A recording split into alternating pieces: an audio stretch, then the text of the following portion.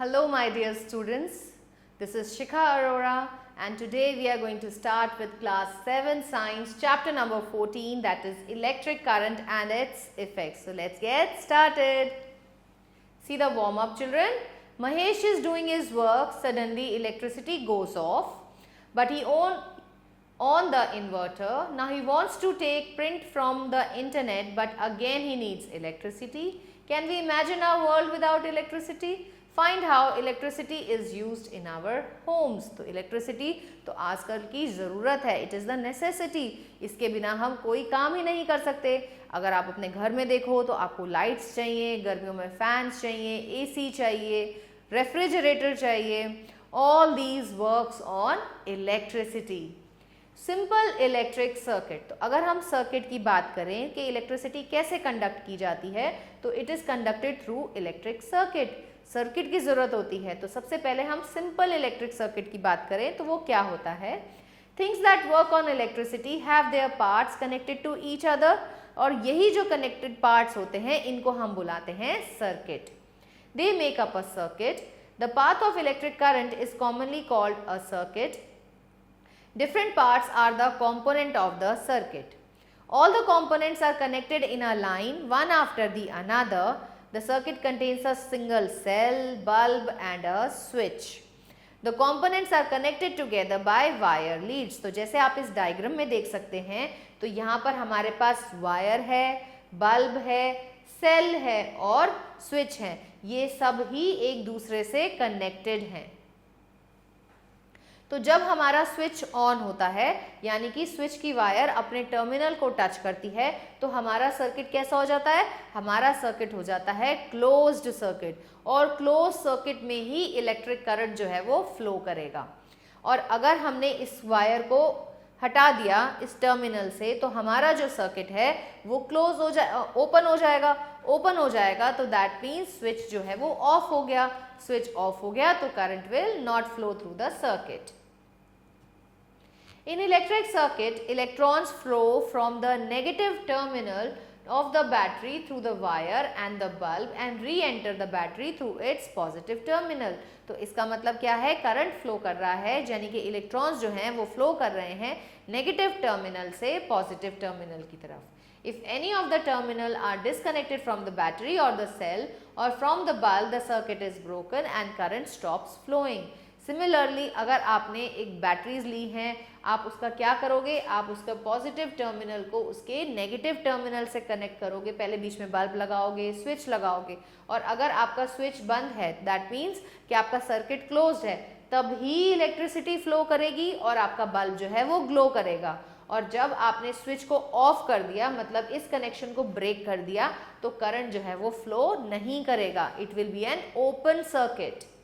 The bulb will shine when the switch is on. The bulb draws current from the battery and the circuit is said to be closed. When the switch is off, the flow of current stops and the bulb does not glow. In this position, the circuit is said to be open. Symbols of electrical component. तो यहाँ पर हमें कुछ standard symbols दिए हैं, जैसे कि electric cell, it is represented by this symbol. Then electric bulb, इसको हम इस सिंबल से रिप्रेजेंट करते हैं.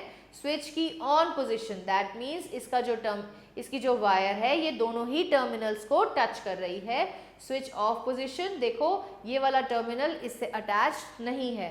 Battery, it is the combination of cells, इसलिए आप 2-3 सेल जितने आपको बैटरी में यूज हैं उतने आप इसमें यहाँ दिखा सकते हैं. Then you have wire which is represented by a horizontal line. Now a cell. A cell is a device that used as a source of electric current. तो सेल जो होता है उसके अंदर केमिकल रिएक्शंस होते हैं and it is used as a source of electric current. A cell has two terminals. एक होता है उसका पॉजिटिव टर्मिनल और एक होता है उसका नेगेटिव टर्मिनल. अगर आपने एक बैटरी देखी हो तो बैटरी के ऊपर इजीली मेंशन्ड होता है positive and negative sign. A cell has a positive terminal and a negative terminal. The long thin line is a symbol of cell representing the positive terminal and small thin line represents the negative terminal. ऐसे ही switch होता है. Switch वो device होती है जो हमें help करती है opening and closing of a circuit में. अ स्विच में भी 2 टर्मिनल्स होते हैं to which a wire is connected. When the switch is in on mode, the electric circuit is said to be complete. तो circuit complete हो जाता है जब इसकी वायर दोनों ही टर्मिनल्स को टच कर रही है। तो ये सर्किट कैसा है, ये एक क्लोज्ड सर्किट है या कंप्लीट सर्किट है, तो हमारा बल्ब जो है वो ग्लो करेगा। लेकिन जब इसकी वायर इसके टर्मिनल को टच नहीं कर रही तो हमारा सर्किट इनकम्प्लीट है। इनकम्प्लीट का मतलब क्या है, it is a open circuit. So open circuit में करंट का फ्लो जो है यहाँ पे आके ब्रेक हो गया, so current will not flow further. इसकी वजह से हमारा बल्ब जो है वो ग्लो नहीं करेगा। Battery, electric cells are used to run a number of devices in our daily life like a TV, remote, torch, radio, watch, etc. In many appliances, more than one cell is used. A combination of cell is called the battery. ज़रूरी नहीं आप हर जगह पे single cell ही use करो। अगर आप अपना remote ही check करो तो रिमोट में भी आप 2 सेल्स यूज़ करते हो, है ना। So we use a battery. Combination of cells जहाँ बन जाते हैं that is referred to as battery. In a battery, negative terminal of one cell is connected to the positive terminal of the next cell. तो कभी भी हम positive को positive से अटैच नहीं करेंगे, हमारा करंट फ्लो ही नहीं करेगा क्योंकि सर्किट कंप्लीट ही नहीं होगा। तो हमेशा आपको पॉजिटिव टर्मिनल को नेगेटिव टर्मिनल से ही कनेक्ट करना है थ्रू वायर्स। और you may have seen in toys or TV remote that there is a battery compartment. In battery compartment, plus and minus are printed to help a person place the cells correctly in it. Batteries used in cars and inverters have number of cells that are rechargeable and are very expensive. तो जो cars में batteries use होती हैं उनमें बहुत सारे cells होते हैं and they are rechargeable. वो गाड़ी से ही recharge हो जाते हैं और वो expensive भी होते हैं। जैसे कि अगर आप अपने रिमोट के सेल की बात करो तो रिमोट के सेल एक टाइम के बाद आके ख़राब हो जाते हैं, तो आप नए बैटरीज ले आते हो, नए सेल ले आते हो, उसके अंदर आप उसको इंसर्ट कर देते हो। लेकिन जो कार्स के अंदर लगे होते हैं, जो इन्वर्टर्स के अंदर लगे होते हैं, वो रिचार्जेबल होते हैं। Now we have conductors, insulators and resistance. Now what are conductors? As the name indicates, जो कंडक्ट करें electricity. Substance that allow the electric current to flow through them are called as conductors. जैसे कि सारे के सारे ही metals, all metals are good conductors of heat and electricity. Some substances allow electric current to pass through them. They are called conductors. Example, metals. Then you have insulators. The substances which does not allow the electric current to pass through them are called insulators or poor conductor of electricity. जैसे कि plastic, bakelite, would, तो ये अपने through electric current को पास नहीं होने देते, इसीलिए इनको हम बोलते हैं insulators. Example, wood, plastic, distil water. Electric switches are made up of plastic और बैकेलाइट। ऐसा क्यों करते हैं हम? प्लास्टिक और बैकेलाइट से ही क्यों बनाते हैं जितने भी हमारे इलेक्ट्रिक स्विचेस होते हैं? इसीलिए क्योंकि वो इलेक्ट्रिसिटी कंडक्ट नहीं करते और हमें वो करंट लगने से बचा लेते हैं, हमें वो शॉक नहीं लगने देते। As they are insulating material and prevent us from getting electrical shock. तो वो हमें इलेक्ट्रिक शॉक से सेव कर लेते हैं। Then children, we have to study about resistance. Very important thing. आप सपोज करो कि आप एक रोड से जा रहे हो। सपोज करो कि रोड एक तो बहुत स्मूथ रोड है और एक बहुत बम्पी रोड है, तो आप किस में गाड़ी आराम से चला पाओगे? स्मूथ रोड पे चला पाओगे या बम्पी रोड पे? ऑफ कोर्स सी बात है, हम कहेंगे हम स्मूथ रोड पे आराम से चल पाएंगे, बम्पी रोड पे नहीं चल पाएंगे। सिमिलरली करंट जो है, करंट को जो अपने रोके उसको आगे चलने से, जैसे कि बम्पी रोड है, आपकी कार को रोक रही है, जल्दी नहीं जाने दे रही आगे। सिमिलरली जो चीज़ करंट को रोकती है आगे फ्लो करने से, उसे ही हम बोलते हैं resistance. This is because the bumpy road offers a great force of friction. The cars move slowly on a bumpy road. Similarly, material that resists the flow of electric current, जो current को आगे बहने से रोकें, उसे ही हम बोलते हैं resistance. The property of a material by virtue of which it opposes the flow of electric current through it is called resistance. जितना कम resistance होगा उतना ज़्यादा ही करंट फ्लो करेगा, क्योंकि resistance तो करंट को फ्लो करने से रोकता है, तो अगर कम रेजिस्टेंस होगा तो करंट जो है वो ज़्यादा फ्लो कर पाएगा। ऐसे ही आप सपोज करो जैसे कि एक नैरो रोड है, आपको नैरो रोड में मूव करना है, तो नैरो रोड में आप इजीली मूव कर पाओगे? नहीं मूव कर पाओगे भाई, कहीं पे ट्रैफिक रुक जाएगा, कहीं पे कोई प्रॉब्लम आ जाएगी, तो आपकी गाड़ी जो है वो बहुत स्लो हो जाएगी। वहीं अगर आपको एक बहुत लंबी चौड़ी रोड मिल जाए चलने के लिए, तो चाहे ट्रैफिक हो ना हो आप इजीली मूव कर जाओगे। सेम इज विद रेजिस्टेंस, अगर हमारी वायर बहुत नैरो होगी तो वो ज़्यादा रेजिस्टेंस ऑफर करेगी, करंट को फ्लो नहीं होने देगी आसानी से। वहीं अगर हमारी थिक वायर होगी तो it will allow the current to pass through easily, वो कम रेजिस्टेंस ऑफर करेगी। Material like metals have low resistance, क्योंकि मेटल्स का रेजिस्टेंस कम होता है इसीलिए वो इलेक्ट्रिक करंट को अपने थ्रू पास होने देते हैं, electric current easily pass through them, इसीलिए हम उनको good conductors of heat and electricity बुलाते हैं। लेकिन जैसे वुड है, प्लास्टिक है, ये क्या कर रही हैं, ये ज़्यादा रेजिस्टेंस प्रोवाइड करते हैं, इलेक्ट्रिक करंट को मूव ही नहीं होने देते। तो जब इलेक्ट्रिक करंट मूव नहीं हो पाएगा तो सब्सटेंस कैसा हो जाएगा, इंसुलेटर बन जाएगा। तो they are poor conductor of electricity, they have high resistance. Resistance does not depend on the nature of material, ये मटीरियल के नेचर के ऊपर डिपेंड नहीं करता, ये डिपेंड करता है thickness and length of the material. जैसे हमने अभी बात करी कि पतली रोड में मूव करेंगे तो हमें रेजिस्टेंस ज़्यादा मिलेगा, ज़्यादा रेजिस्टेंस मिलेगा तो करंट कैसे करेगा फ्लो, करंट कम फ्लो कर पाएगा। लेकिन वहीं अगर थिक वायर है तो resistance offered would be less and more amount of current can flow. A thin wire has higher resistance than thick wire and long wire has higher resistance than a short wire. छोटी wire कम resistance offer करेगी, लंबी wire ज़्यादा resistance offer करेगी। So we can say thicker wire or short wire have low resistance, so they allow large current to flow through them. A thin wire और longer wire जिनका resistance ज़्यादा है वो कम amount of current will allow to pass through them.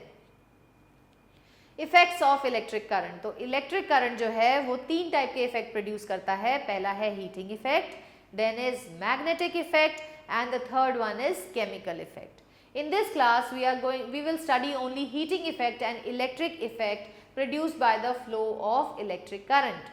We will study the chemical effect of current in higher classes. तो यहाँ हम सिर्फ हीटिंग इफेक्ट पढ़ेंगे और मैग्नेटिक इफेक्ट पढ़ेंगे।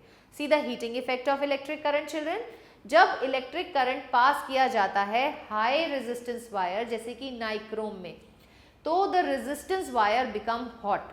क्या हो रहा है, आप ज़्यादा करंट फ्लो करा रहे हो हाई रेजिस्टेंस वायर में से, तो वो तो उसको मूव नहीं होने देना चाहती, तो क्या होगा कि वायर जो है वो गर्म हो जाएगी एंड प्रोड्यूसेस हीट। तो हम क्या देख रहे हैं कि जो हीट है वो डायरेक्टली प्रोपोर्शनल है रेजिस्टेंस के, जितना ज़्यादा रेजिस्टेंस उतनी ज़्यादा हीट। सो इसी को हम कहते हैं हीटिंग इफेक्ट ऑफ करंट।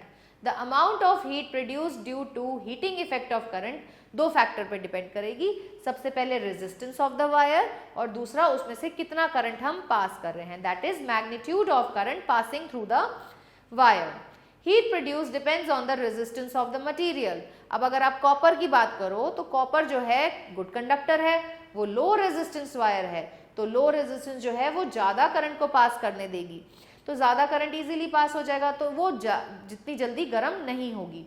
लेकिन वहीं अगर हम बात करें नाइक्रोम की, तो नाइक्रोम क्या करता है, हाई रेजिस्टेंस प्रोवाइड करता है। हाई रेजिस्टेंस करंट के फ्लो को रोकता है, तो क्या होगा, जैसे हम ज़्यादा करंट फ्लो कराएंगे वायर गर्म हो जाएगी। और अभी हमने बात करी कि heat is directly proportional to resistance, जितना ज़्यादा हमने रेजिस्टेंस ऑफर किया उतना ही हीट जो है वो ज़्यादा प्रोड्यूस हो जाएगी।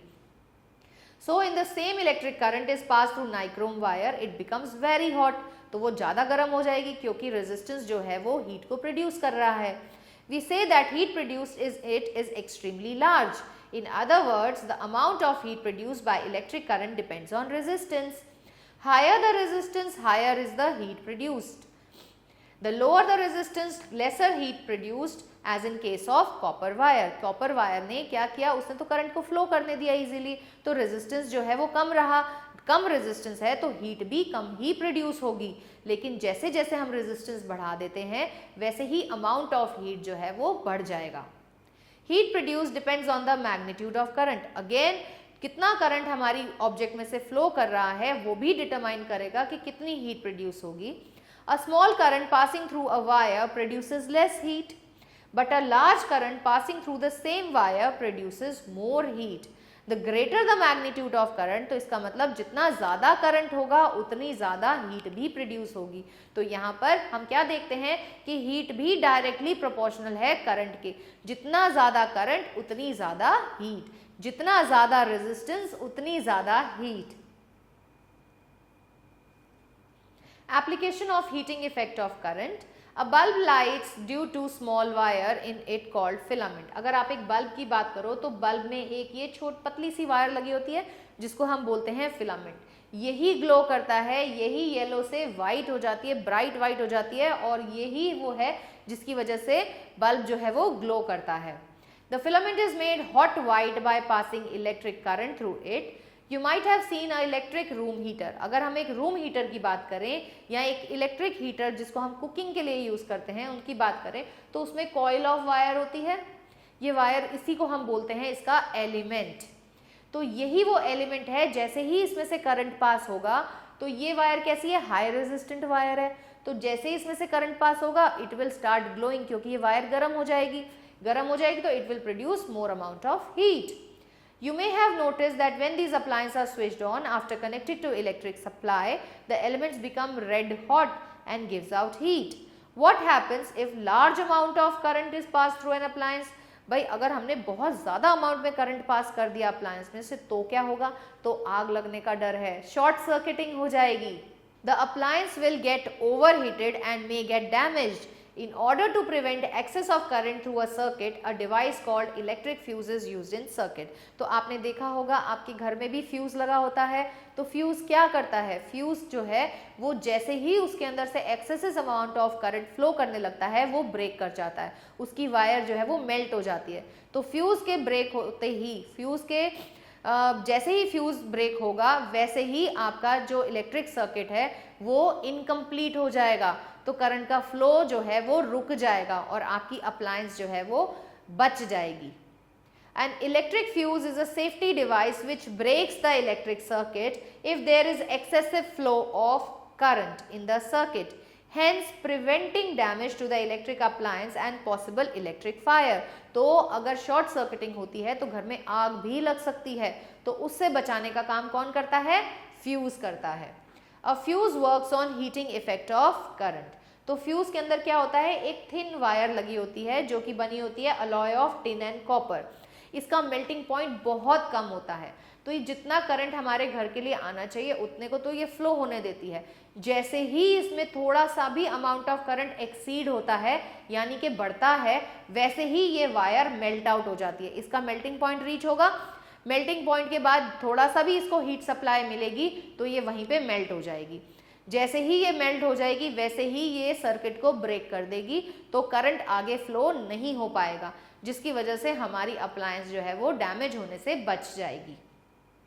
A fuse consists of a thin wire, generally an alloy of tin and copper, having low melting point. When excessive current beyond a safer value flows in the household circuit, then the fuse wire gets heated too much, melts and breaks the circuit immediately. The current stops flowing in the circuit and thus damage to various electrical appliances is prevented. A fuse is always connected in series. इसे हम हमेशा series में लगाते हैं with the electrical circuit. When a fuse get melted, a new fuse is fitted in its place to restore electric supply again the household circuit. तो fuse जैसे ही खराब हो जाता है तो हम उसकी जगह नया फ्यूज ला के लगा देते हैं और हमारा इलेक्ट्रिक सर्किट जो है फिर से कंप्लीट हो जाता है और करंट फ्लो करने लगता है। और एक बात और है कि फ्यूज को हमेशा हम सीरीज में ही कनेक्ट करते हैं, इसे हम कभी भी पैरेलल में कनेक्ट नहीं करेंगे। MCB, miniature circuit breakers. तो चिल्ड्रन आजकल जैसे आप देखते हो जो नए घर बन रहे हैं वहां पे MCB लगाई जाती है फ्यूज की जगह, तो MCB भी वही काम करती है।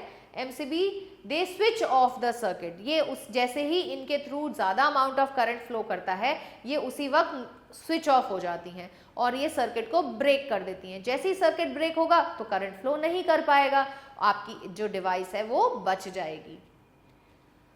Nowadays, miniature circuit breakers (MCBs) are used for each lightning circuit. They switch off the circuit in a very short time period in case of short circuiting. When the fault in the circuit is corrected, the MCB can be reset to the on position and circuits get completed once again. तो इसके अंदर बार बार हमें fuse change करने की problem को face नहीं करना पड़ेगा, सिर्फ इसका स्विच ऑन करना पड़ेगा.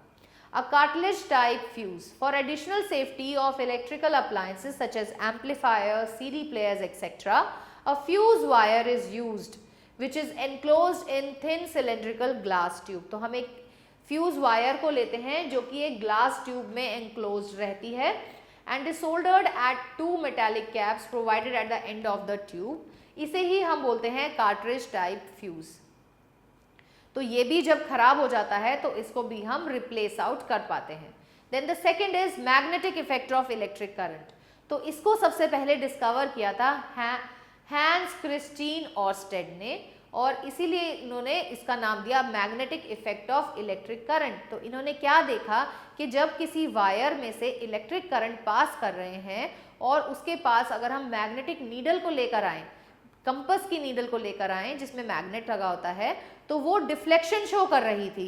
डिफ्लेक्शन शो का मतलब क्या है कि वो अपने मूव कर रही थी. तो इसका मतलब क्या है कि जो हमारी वायर है जिसके अंदर से इलेक्ट्रिक करंट पास हो रहा है उसमें कुछ ना कुछ मैग्नेटिक इफेक्ट प्रोड्यूस हो रहा होगा जो कि मैग्नेटिक कंपस को रिपेल कर रहा था. इसे ही इन्होंने नाम दिया magnetic effect of electric current. We know that the needle of magnetic compass is a tiny magnet which points its north-south direction. When we bring a magnet close to it, needle gets deflected.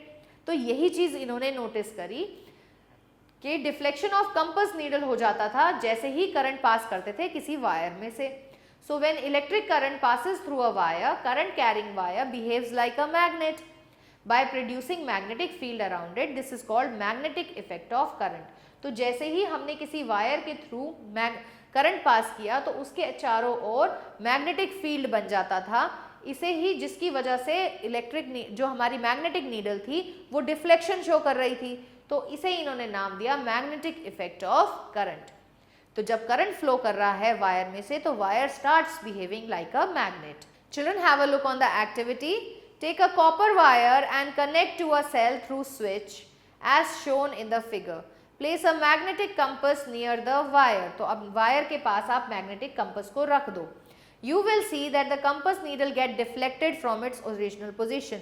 जैसे ही आप switch को on करेंगे हम क्या देखते हैं कि इलेक्ट्रिक करंट फ्लो करेगा और मैग्नेटिक नीडल जो है वो डिफ्लेक्शन शो कर देगी.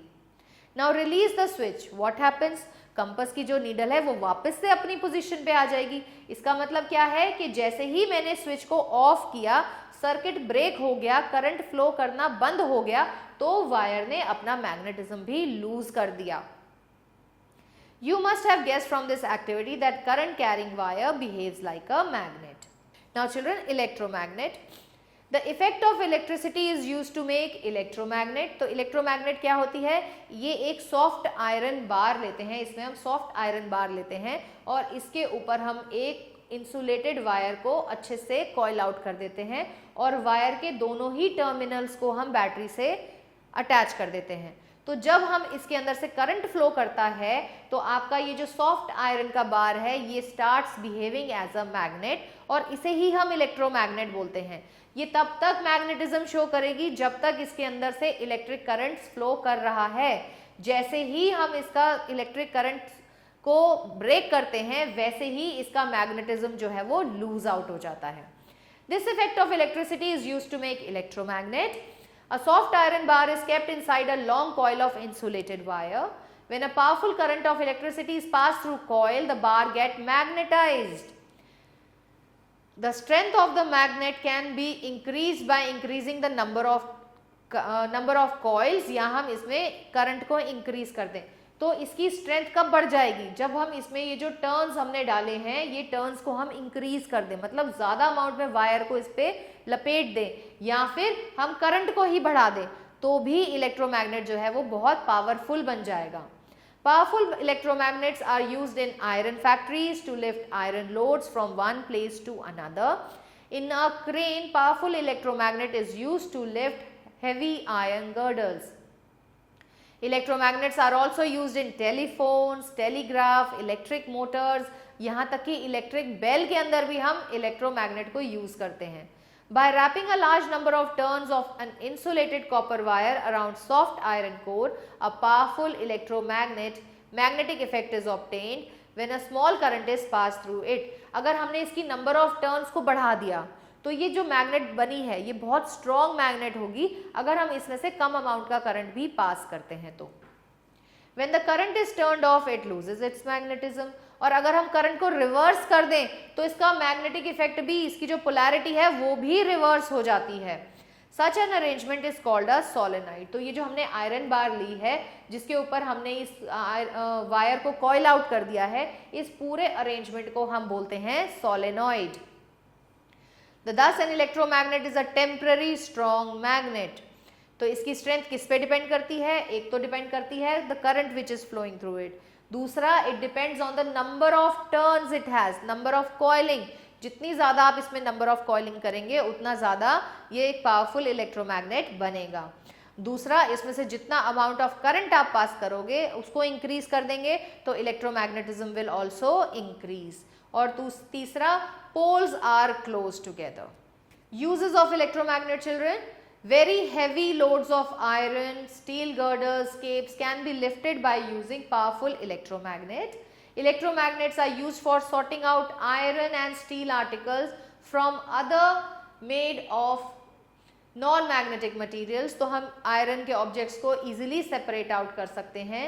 They are used to remove tiny iron and steel articles from the eyes. अगर किसी की आंख में गलती से कोई आयरन पीस चला गया हो या चोट लग गई हो तो उसकी आंखों में से रिमूव करने के लिए भी हम इलेक्ट्रोमैग्नेट का यूज करते हैं. They are used to make good permanent magnets. इनसे हम परमानेंट मैग्नेट बना सकते हैं जो अपना मैग्नेटिज्म लूज नहीं करती easily because it is made up of steel. They are used in the construction of electric bell, electric fans, telephones, electric motors, etc. Now children, let us study about electric bell. तो electric bell के अंदर क्या होती है? इसमें दो solenoids होती हैं. दो solenoids देख रहे हो आप in opposite direction of a soft iron core joined by soft iron yoke. तो यहाँ पर हमने दो सोलेनॉइड बनाई है. सोलेनॉइड मतलब आपने वायर को कॉइल आउट कर दिया है सॉफ्ट आयरन पीस पे. The electric circuit is completed through a battery. फिर हमने क्या किया, इसको एक तरफ से तो कनेक्ट कर दिया बैटरी से और दूसरी तरफ हमने इसको कनेक्ट किया हैमर से. And push switch connected to terminal T1 and T2. तो यहाँ पर हमने पुश स्विचेस लगा रखे हैं. When the current passes through the round coil, the iron core is magnetized. जैसे ही इसमें से करंट पास करेंगे तो ये जो कोर है ये मैग्नेटाइज हो जाएगा. ये मैग्नेटाइज हो जाएगा तो ये हैमर जो है it will be attracted towards this gong और ये इसके ऊपर स्ट्राइक करना शुरू कर देगा. लेकिन जैसे ही स्विच ऑफ करेंगे तो it will lose its magnetism. ये हैमर जो है वापस अपनी जगह आ जाएगा और इसके ऊपर स्ट्राइक नहीं करेगा और हमारी बेल जो है वो रिंग नहीं करेगी. When the current passes through the round coil, iron core is magnetized. Upper pole piece becomes north pole and the lower one of a south pole. This attracts the armature, a piece of soft iron, causing striker or clapper to hit the bell.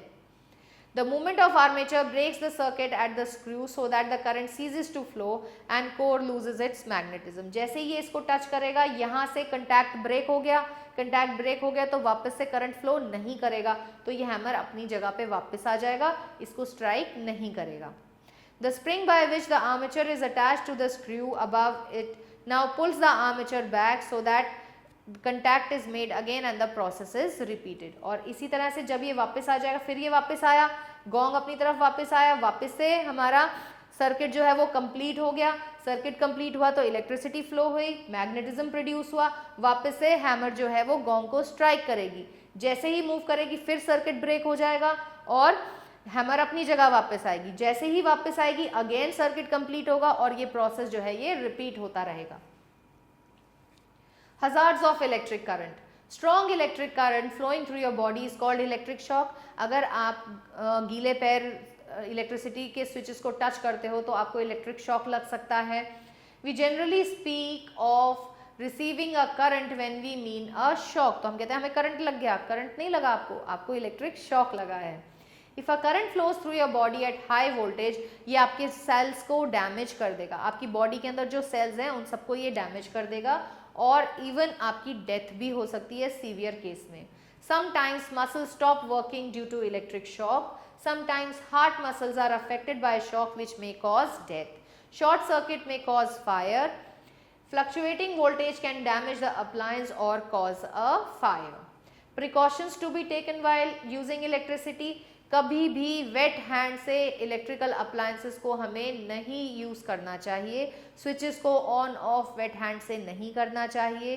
कभी भी गीले पैर अगर हमारे हों तो भी हमें इलेक्ट्रिकल अप्लायंसेस से या स्विचेस से दूर रहना चाहिए. While working with electrical fitting, we should be very careful. We should ensure that the appliances are properly earthened.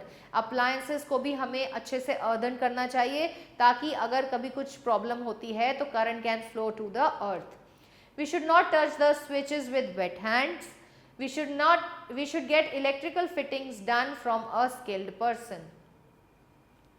Need to conserve electricity. Children, हमें इलेक्ट्रिसिटी को भी कंजर्व करना बहुत ज़रूरी है. इसका यूज़ जो है हमें बहुत ही जुडिशियसली करना चाहिए क्योंकि अब हमारी लाइफ जो है टोटली डिपेंड हो चुकी है इलेक्ट्रिसिटी पे. We use a number of electrically powered devices every day. One of the most important is computer which uses electricity to process information. Computers have changed our lives at home, in schools and in workplace. तो computers जो हैं वो भी electricity consume करते हैं, उसी पे work करते हैं. तो हमें जो इलेक्ट्रिसिटी है उसे बहुत ही संभाल के यूज़ करना चाहिए. Electrical appliances such as toasters, vacuum cleaner, washing machine save hours of labour. पहले क्या होता था, पहले लोगों को हाथ से कपड़े धोने होते थे, बहुत टाइम लगता था. घर की क्लीनिंग करनी होती थी तो बहुत टाइम लगता था. तो अब क्या है, अब हमारे पास वैक्यूम क्लीनर है, टोस्टर्स है, वॉशिंग मशीन है जो कि चलती तो सब इलेक्ट्रिसिटी पे है और हमारा टाइम जो है ये बहुत बचाती है. Electric cooker, microwave oven, food processors prepare meals quickly and easily. Refrigerators preserve food. Air conditioners and electric fans cools our homes. Electric heater provide warmth. Televisions, radio, video games, etc. furnish entertainment. Modern industry would be impossible without electricity. Factories produces many products using electrically operated machines. Electricity is also used in communication and transportation. In this way, electricity is very important to us. Therefore, we must conserve electricity. Children, have a look on the new words. First one is battery, a source of electric current. Electrical conductors, substance which allow electricity to pass through them. Electrical insulator, the substance through which electric current cannot pass. Fuse, a part of electric circuit which prevents too much current from flowing. Switch, a key used to break the circuit. Children, have a look on the summary. Positive or negative terminal of the cell is connected to the negative or positive terminal of other cell. This combination is called a battery. When electric current flows through a wire, the wire becomes hot. This is called heating effect of electrical current. Devices such as kitchen heater, electric bulb, electric fuse, water heater work on the principle of heating effect of electric current. When the amount of current flowing through element of electric fuse exceeds the limiting value, it melts and breaks the circuit. Electric bell works on the principle of magnetic effect of electric current. A compass needle shows deflection when brought near a current carrying wire. Electromagnets can be used to separate iron objects from heap of garbage. Have a look on the exercise, children. Choose and tick the correct option. The device used to prevent the flow of excess current is fuse. A fuse wire has low melting point ताकि ये जल्दी से break कर सके. Which of the following is not a circuit element? तो circuit element हमारी electromagnet नहीं होती. Which of the following can be used as a heating element? इसमें हम नाइक्रोम को यूज करेंगे क्योंकि बाकी सारे मेटल्स हैं जो लो रेजिस्टेंस देते हैं. See the true and false, children. When the electric current is switched off, the coil generally loses its magnetism. बिल्कुल सही बात है. तो this is true. The wire used for making electric circuit do not normally become hot. Again, it is true. थोड़ी बहुत तो वो गर्म होगी ही. The filament of electric bulb never gets heated. This is false. In a battery, electric cells are generally placed one after the another. True. Connecting many devices in a single socket does not affect the flow of current in the circuit. False. Fill in the blanks, children. A thin wire in the bulb that glows when a electric current passes through it is called the filament. आप यहाँ पे filament लिखेंगे. The coil of wire in electric heater is known as element. The amount of heat produced in a wire किस पे depend करती है? पहले तो वो डिपेंड करती है रेजिस्टेंस पे, लेंथ पे एंड थिकनेस पे. When the electric current flows through a wire, it behaves like a magnet.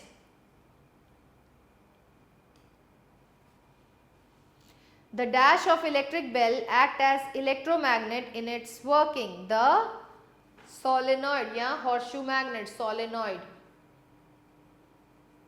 With this, we have come to the end of this chapter. Hope you have understood this chapter nicely. Stay tuned for the new video. Till then, goodbye.